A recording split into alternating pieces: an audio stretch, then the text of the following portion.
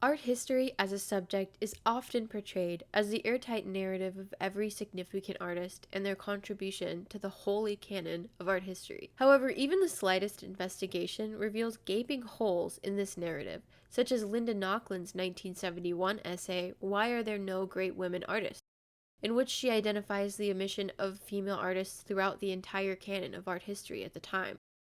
Thanks to this essay and the general feminist movement, there are a good deal more female artists throughout history whose work is now being appreciated. Frida Kahlo, for example, has become a worldwide household name. The surrealist painter's face can be found on iPhone cases, bags, jewelry, even brand logos. However, while Frida is receiving the international recognition once reserved for male artists alone, other painters from this same movement are still left out of the international canon. Today we're going to discuss one such artist, known in Mexico as one of the most significant female artists of the Surrealist movement, but who remains relatively unknown to the rest of the world. Remedios Varo was born in Angles, Spain in 1908. Her mother gave her the name Remedios after the Virgen de los Remedios, or the Virgin of Remedies, inspired by her older sister's death, which occurred shortly after Remedios' birth. She was taught to draw by her father, who was an engineer as well as an intellectual and a universalist. His interest in intellectual thought pursuits influenced Remedios.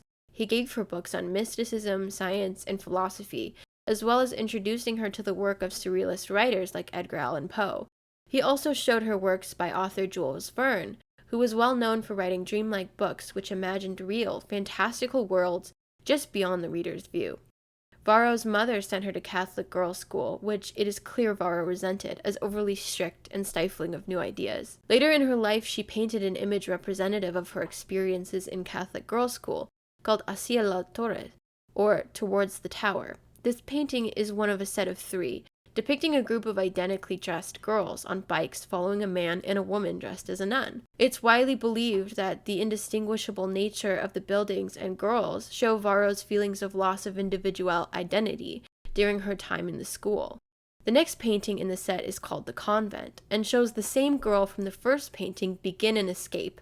And the final painting is called, you guessed it, The Escape, and shows the same girl leaving the convent with a young man, displaying Varo's belief in the significance of human connection and autonomy. Varo's father's engineering career caused the family to move around Spain often, and in 1924 they relocated to Madrid. Her father sent Varo to train in painting at the School of Fine Arts in Madrid, the school from which the illustrious Pablo Picasso graduated from. However, while Varo appreciated the ideals her father taught her, she was disinterested in her mother's religious ideology, her father's expectations, and restrictive style she was taught in art school.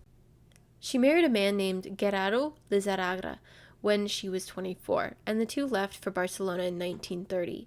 She claimed she was drawn to him because of his ideals, as a fellow art student and political activist. When discussing her marriage later, she described her interest in him as an extension of her love of poor bohemians, confident and carefree. The two worked at an advertising firm, and Varo continued to show her work in local exhibitions. In 1937, Varo moved to Paris, the same year the Spanish Civil War ended. It is unclear if her husband Lizarraga moved with her, but it's around this time that their romantic relationship ended, although they would remain legally married for the rest of Varo's life. In Spain, she had trained to be a classical painter, but the art scene in Paris was much more modern and philosophical, which suited Varo's artistic inclinations perfectly. In Paris, Varo's social circle consisted of many other surrealist artists, and she began to delve into magic, alchemy, and analytic philosophies. She built relationships with artists Esteban Francis, Oscar Dominguez, and Marcel Jean, taking place in the creation of Exquisite Corpse. This piece was created by the group adding elements to the image one at a time, without being allowed to see the image until it was time to add something else. Varo also took part in surrealist exhibitions during her time in Paris. After spending some time in Europe, Varo was dismayed to discover that due to the recently ended Spanish Civil War, she wouldn't be allowed to return home. As Europe began to descend into fascism in the late 1930s, succumbing to the looming threat of World War II, surrealist artists and modern artists in general were threatened by the Nazi regime. Modern art was removed from art museums in Nazi Germany, replaced by art made in a realistic style that was safer for fascists. The Reich was aware of the power of modern art to critique power and encourage critical thinking, and labeled it as degenerate. This move created a rush of modern artists to flee Europe. As Nazis moved closer to Paris, Spanish immigrants were also targeted, and Varo was arrested for a short time in 1940 on suspicion of spying for Spain. She was released a short time later and fled to Mexico. Varo continued to paint in Mexico, working closely with Leonardo Carrington, another artist who'd been forced to flee Europe. She met other Mexican surrealist painters like Frida Kahlo, but connected most with other artists whose immigrant status was similar to hers. She had met Carrington in Paris, but they grew closer and collaborated more after their immigration. At first, she supported herself doing commercial work like ceramic reconstruction, sewing, and more advertiser work. However, in the early 1940s, she built a relationship with another European immigrant, Austrian politician Walter Gruenberger. Walter was extremely supportive of Varo's work and gave her the financial support she needed to leave commercial work and focus on her dreamlike paintings. Her works often depicted journeys and her passion for the magic of connecting with nature. The exploration of the source of the river Orinoco was one such work, which Varo painted in 1959. The painting depicts a journey Varo made on a river in Venezuela, joining a scientific expedition financed by the French Institute of Mexico. Her work differs greatly from many of the artistic renderings made in previous scientific expeditions. Traditional paintings created on scientific expeditions feature a single biological specimen, including specific elements and the Latin name. One aspect these paintings had in common was great attention to detail and great effort put into exact accuracy. Varo's river painting is completely different from traditional scientific paintings, though, depicting the river, boats, character, and scenery through the lens of magic and imagination. The androgynous figure is elongated, sitting in a strangely shaped boat.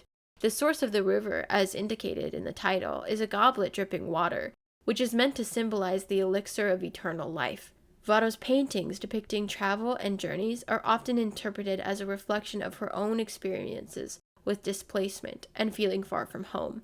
It may also be a reflection of her interest in magical thinking and astral projection, which was often written about in the form of a journey. The purposeful and accurate rendering of the environment and specimens in Varo's paintings may be attributed to the creation of the photograph and camera. Scientific paintings didn't need to be exactly accurate anymore, because a camera could render them perfect in a few minutes. Therefore, there was more space for creativity and imagination. Varo's works in the first decade of living in Mexico were experimental and abstract, with more muted color palettes than her later works. She had two works titled Rheumatic Pain, both created in 1948. They had her signature elongated figures, both depicted in violent situations with blades impaling their bodies, simulating rheumatic pain in the joints. While much of her earlier work covered subjects of journeying and feelings of displacement, over time her paintings began to evolve into something more cerebral. Varo had long been an admirer of Hieronymus Bosch, an artist from the 14th century who painted the Garden of Earthly Delights. This image is a depiction of heaven and hell in the Christian tradition, with very distinct stylized long human and animal bodies, and strange dreamlike structures that did not resemble any earthly buildings. Varo appreciated the allegorical nature of the paintings, as well as the more fantastical elements of it, and the influence is hard to miss in her later works. The stylized figures in her work evolved over time into her signature look, which included delicate androgynous figures in fantastical otherworldly environments, often including references to magical thinking and science. Varo's 1955 piece, Sympathy, depicts a figure and a cat who appears to have just jumped onto the table, knocking over a glass of water. The figure and cat are shown in vibrant red and yellow color, and golden lines protrude from them and connect them, appearing almost to glow. Sympathy emphasizes Varo's belief in the magic of connection between living things, and the significance of love and forgiveness, as the figure shows no animosity towards the cat after it made a mess. Varo loved cats and valued human connection with nature greatly. In the 50s and 60s, Varo's style evolved once more, although it maintained the warm yellows, browns, and reds in the same color schemes. Remedios created a series of portraits, which subject matter she had created very early in her career, but had strayed away from in previous decades. One of her earlier portraits is called Portrait of Grandmother Doña Josefa Zejalvo, created in 1926. While the colors she uses here are more vibrant than traditional portraits, the other elements of this painting are meant to be accurate to the woman's likeness, like most traditional portraits. Jumping forward to 1958, Varo painted The World, which is a portrait done from an angle which is standard and familiar for portraits. However, she chose to create an almost unnerving face, in which the skin around the eyes appears to jump off the rest of the face, and reaches out on either side of the head in a wing and a fishtail. The head itself seems to form a mountain, although the shape also resembles a hat. The Rich is another portrait painted that same year from profile, showing that same disjointed face shape. The subject's head appears to open, with jewels encased where their brain should be, and large pig ears protruding from each side. It's clear from the juxtaposition of these portraits that Varo was revisiting subject matter she had created before, but with a newer, more fantastical style. By the 1960s, Remedios had honed in her style. Audiences have been enthralled by her mysterious, magical works with their large, haunting eyes. Astral Character, which she painted in 1961, shows the way Remedios imagined a figure would look like in the process of astral projection. Planta Insumisa displays Remedios' fascination with science and alchemy, depicting one of her signature figures in the middle of what looks like research on plant specimens. Remedios once commented on the way she viewed the world, stating, "The dream world and the real world are the same thing." And this phrase is echoed in the aesthetic of almost every single one of her paintings. Like another well-known female surrealist painter, Frida Kahlo, Remedios Varo rejected the label of surrealist. When asked about her connections to surrealists in Europe, Varo said, "I was an open mouth within this group of brilliant and gifted people. I was together with them because I felt a certain affinity. Today, I do not belong to any group." Varo continued painting until her sudden death of a heart attack at the age of 55. Her work had been gaining popularity in Mexico, but like so many modern artists, she did not live to see the height of her fame. Her sudden death was felt deeply by her friends and associates. André Breton, a surrealist author and one of the leaders of the movement, mourned her death with the words, "The sorceress who left too soon."